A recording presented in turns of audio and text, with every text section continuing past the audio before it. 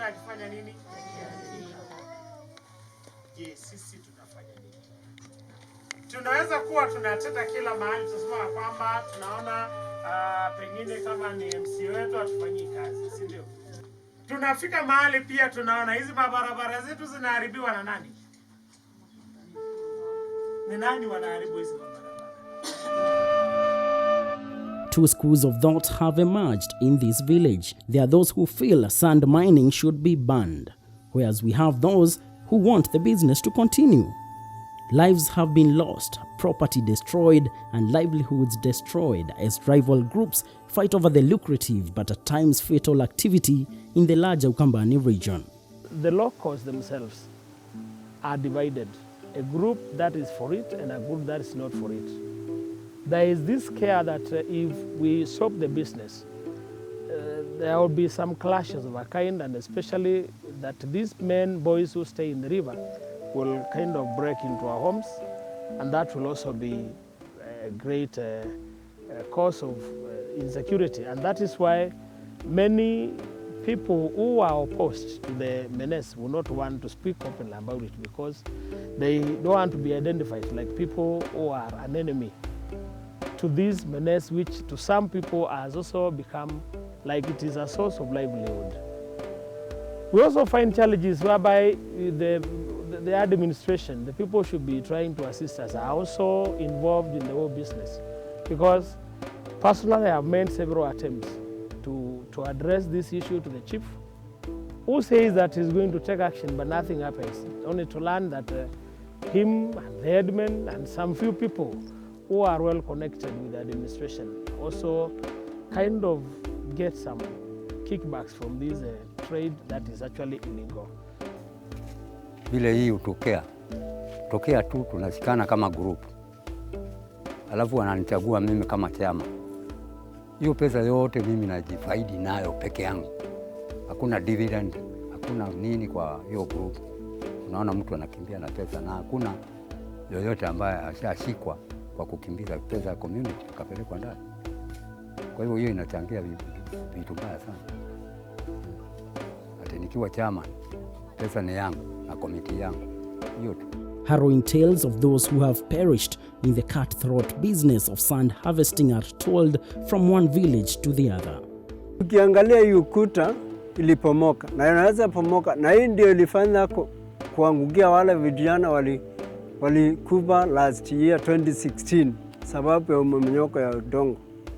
Kwa sababu wanachimba hapa, unaona wanachimba huko ndani na waoni kama hii inaweza kuanguka. Kwa hivyo hii iko karibu kuanguka. If people are losing lives due to sand harvesting, then one would imagine that those selling sand are raking in a lot of money once they close the deal. But you will be very wrong. Let's talk business, sand harvesting business. Sasa tuseme tumeng'oa hii mchanga ni 10,000. Kuna mwenye anakuja anapata, saa kuna maruteonas saidi wanapata kitu kidogo, nyingine zinakuliwa, kuna hawa city kanjo, si unaona. Sasa hiyo pesa inagawika hivyo. Pakiaja anaweza kuja anabaki tu na kitu kidogo. Nikimaliza kazi peke yangu nitapata 400. Kama wamekuambia 4,000 utampatia 5 kweli, na amekuambia 4. Mmesikizana, mmenegotiate ni 1,000 ngapi? 4. Ukikuja hapa uniambia nikuuzie hii kwa 15,000. Kama nauza 15 sitakuambia 20. Hii mchanga kitambo ifike hapa inakuanga na mashida mingi sana, kwa sababu kila mtu akiona gari ya mchanga anataka pesa, hata nani anataka pesa. Kwa hivyo tunapitia maisha ngumu sana kuleta hii mchanga hapa. Hakuna kitu inabaki. Ukipatiwa hii lori na ni ya finance, hawezi ilipa, kwa sababu askari anataka oil bridge. Ukipatwa umepitisha pesa yote. Mtu wa kukanyanga shamba yake huko anataka pesa, watu wa mto. Unakuja unabakiwa hata na 5,000. 769 Yes. All in all, the locals are now changing tact, and since the birds ferrying sand from Ukambani have been flying without patching, the hunters, or rather the local people, are now shooting without missing. A lorry loaded with sand is just from one of the sand harvesting areas, but it will have to part with at least 500 shillings to this woman. She's a member of a group of women that extorts money from the truck drivers ferrying sand in Kwandolo village. Kwa nini na wao hawatengenezi njia? Sisi ndio tunaumia kwa sababu wao hawatengenezi. Na sisi tunapata pesa kidogo na wao ndio wanapata pesa mingi. Tunauliza, kwani sisi ndio tunafaa kufinyiliwa ama ndio wanafaa kutusaidia sisi? These rollies are very heavy, such that the repairing by ants does not press the soil so that the rollies can move without tampering with it. So when people repair rockery and the rollies pass by, they press by and they make holes so that the road is full of potholes. Bear in mind, this is just one of the barriers in the village, and at every barrier, the truck driver has to follow the script. Although what they are doing is illegal, they do not hesitate to tell us what will happen to the truck if it fails to cooperate. Tuseme tu kama mtu mmoja kama dereva amekataa kusimama, tunachukua mawe tunamgonga mpaka tunaharibu hiyo gari, vioo vyote vinaharibika ndio alazimike kusimama atupee pesa. Na wamezoea chapa mmoja hapa tukamharibu na akasimama akatupea pesa kama kawaida yetu. Hizo wonga wana collect huko, watu juangi zinaenda wapi. Tunaambiwa kuna hao maberias whatever, na hakuna receipt ambao yule anakuja kushota mchanga anaweza kuonyesha ya kwamba nimelipa hii. Hili tujue labda hii wakati mvua itakuja tujue sasa hiyo wakati walicollect zile wamecollect tutaifanyia nini. Vile tulikuwa tunashikana sub location nzima, tulikuwa na chama ni moja na magari yote ilikuwa nalipa kwa beria zao, hakuna pesa ilionekana. Hiyo yote ilikimbia na mtu mmoja, milioni 7. Away from the extortion and hard work with meager income, sand harvesting is adversely affecting the education sector. From Kwandolo village, we head to Matangini Primary School. Matangini is a Kamba dialect meaning where we have tongues.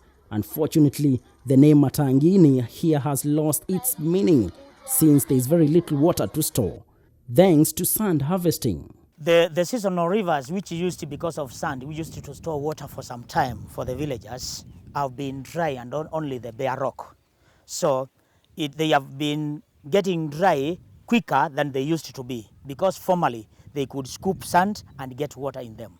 Nowadays, because it is bare rock, there is no storage of water. And to that impact, because we have a big tank here, which was constructed by the German Agro Action, even the old women come here to borrow water from school. And because of humanitarian cases, we just give them. Na pia hapa shuleni, watoto hufika kama wamechelewa kwa sababu labda wazazi walilala huko, wakaja usiku ukiwa karibu kuisha, wanalala sana, watoto wanaamshwa late. Kwa hivyo tumeona shida hata shuleni, watoto wengi hata hawaingii shuleni kama mzazi amechelewa labda kufua nguo. Kwa hivyo performance pia huwa ni mbaya. The Sand Harvesting Bill 2014 passed by Machakos County Assembly to regulate sand harvesting and quarrying activities in the county proposed that sand loaders should be 18 years and above and residing within the harvesting sites. If what we got from the locals here is anything to go by, then that proposal remains just that, a proposal. The bill further states that on-farm and lakeshore harvesting should not exceed 6 feet deep and should be done 50 meters from nearest riverbank. It should also be 100 meters away from any physical structure like building, a bridge, a road, or a railway. When it comes to the time the activity should take place, the bill proposes that sand harvesting is only allowed between 10 a.m. and 6 p.m. and after loading, transportation should be done along designated roads. Well, it's 6 p.m. and dusk is falling in Machakos County. The scorching sun that had marked the better part of the day is fading away. And like most people working in Machakos but residing in Nairobi, we are heading back to the city. What surprises us are the dozens of trucks heading in the opposite direction to Machakos, probably to fetch more sand. According to the bill, anyone breaking the law should be fined 50,000 Kenya shillings or serve 3 years in jail. That means if some of these drivers are caught ferrying sand at night and owners are fined, they can recover the loss in 2 days, begging the question, is it fair considering the environmental degradation they will have caused?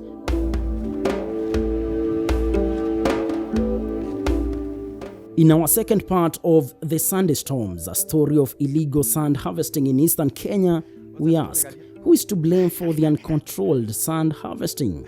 It's a county government function, and we believe they are having challenges, but we believe the county governments are managing it. The only thing I would urge is that every Kenyan must know that the reality of the situation is that climate change is here with us. We must protect our rivers.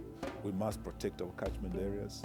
And when we're doing things that could undermine the stability of our rivers and our water catchment areas, we are really affecting future generations, not just our generation. Sand harvesting cartels, a tall order for the county governments and the local people. Sometimes when we arrest people, we arrest lorries, we get very senior people who come to rescue their lorries. And that makes us know that behind this sand harvesting, the high and the mighty are also part of the process, because this sand trade is like drug trade. And now, the desperate times are calling for desperate measures. So, who will blink first, and is there anything that can be done to salvage the situation? Experts say all is not lost. Something can still be done. I want to bring the issue of promoting environmental stewardness, or maybe citizenship, whereby people are meant through these barazas, through the administration, through the chiefs, through also the working synergy with the county government. If we can have enough sensitization on promoting environmental stewardship, whereby people are made aware that they should take the responsibility of protecting the environment, that one will be very key to conservation. These people themselves will be the custodians of the sand itself.